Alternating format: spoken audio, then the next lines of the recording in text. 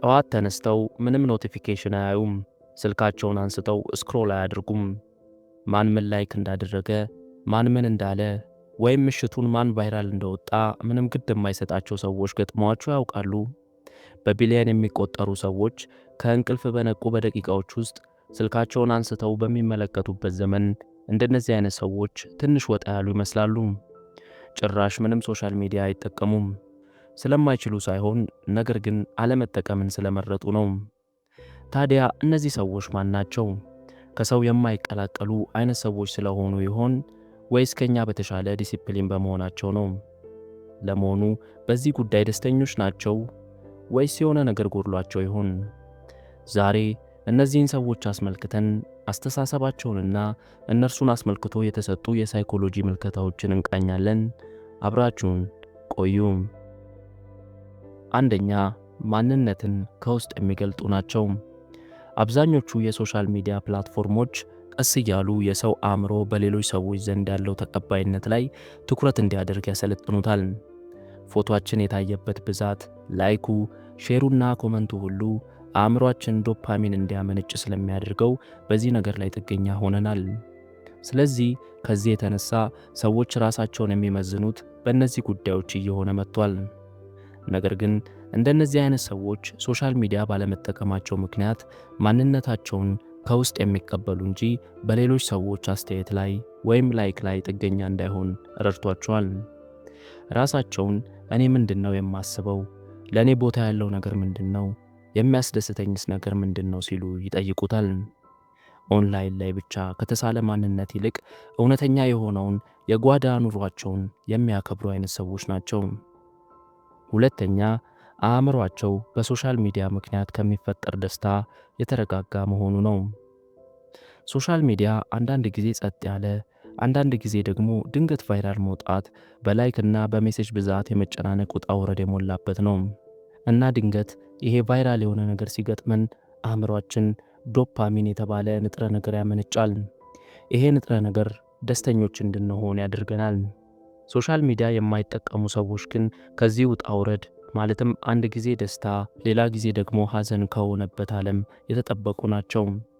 በዚህም የተነሳ እንደዚህ አይነት ሰዎች ለአንድ ነገር ትኩረት የመስጠት አቅማቸው ሶሻል ሚዲያ ከሚጠቀሙ ሰዎች ይልቅ የተሻለ ነው። ድብርትንም የመቋቋም አቅማቸው ከማንም በላይ የዳበረ ነው። ነገር ግን ሶሻል ሚዲያ መጠቀም የለመደ ሰው ዝም ብሎ ለተወሰኑ ሰዓታት ተቀመጥ ቢባል ፈጽሞ የማይታሰብ ነው። ሶስተኛ፣ ከሌሎች ጋር ያላቸው የጠለቀ ግንኙነት ነው። ሶሻል ሚዲያ የማይጠቀሙ ሰዎች ብዙ ጊዜ ከሰው የማይቀላቀሉ ተደርገው ይቆጠራሉ። ነገር ግን ሳይኮሎጂካሊ ሲታይ እንደውም ተቃራኒው እውነታ መሆኑ ያስደንቃል። አዎ፣ ምናልባት የተወሰኑ ግንኙነቶች ብቻ ያደርጋሉ። ማለትም ብዙ ጓደኞች ላይኖሯቸው ይችላል።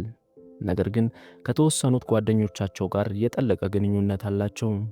ሶሻል ሚዲያ ላይ ጥገኛ የሆኑ ሰዎች ግን ብዙ ጓደኞች ቢኖሯቸውም አብዛኛውን ጊዜ ግንኙነታቸው ከላይ ከላይ ብቻ ነው። ሶሻል ሚዲያ የማይጠቀሙ ሰዎች ንግግራቸው የተቆጠበ ቢሆንም አብዛኛውን ጊዜ ጠቃሚ ነገርን ይናገራሉ። አይን አይንን እያዩ ያወራሉ። ድምጻቸው የተመጠነ ነው። ዝም ማለት ባለባቸውም ጊዜ አብዝተው የሚሰሙ ናቸው። ስለዚህ አጠቃላይ ሲታይ እንደዚህ አይነት ሰዎች ከሰዎች ጋር ባላቸው ግንኙነት ብዛት ላይ ሳይሆን ጥራት ላይ ያተኩራሉ ማለት ነው። አራተኛ፣ ራሳቸውን ውድድር ውስጥ አለመክተታቸው ነው። ለዚህ ነገር ሶሻል ሚዲያ እንደ ቫይረስ ነው ማለት ይቻላል። ሰዎች ራሳቸውን ከሌሎች ጋር መለካት እንዲጀምሩ ያደርጋቸዋል። ያልተማረው በተማረው፣ የተማረው ስራ ባለው፣ ስራ ያለው ልጅ ባለው፣ ብቻ የሌሎችን ፎቶ እያዩ ራሳቸውን እንዲጠይቁ ያደርጋቸዋል። እኔ በዚህ ዕድሜ ያላገኘሁትን እርሱ ወይም እርሷ ጥለውኝ ሄዱ ይላል የሰው አእምሮ። የሚያስደንቀው ደግሞ ይሄ ነገር ትክክል አለመሆኑን ካወቅን በኋላም ቢሆን እንኳ ማቆም አለመቻላችን ነው። ሳናስበው ሶሻል ሚዲያ እስከ ተጠቀምን ጊዜ ድረስ ራሳችንን ከሆነ ሰው ጋር ስናወዳድር እናገኘዋለን። ይሄ ታዲያ ሰዎች ባላቸው ነገር ደስተኞችና አመስጋኞች እንዳይሆኑ አይናቸውን ይጋርዳል።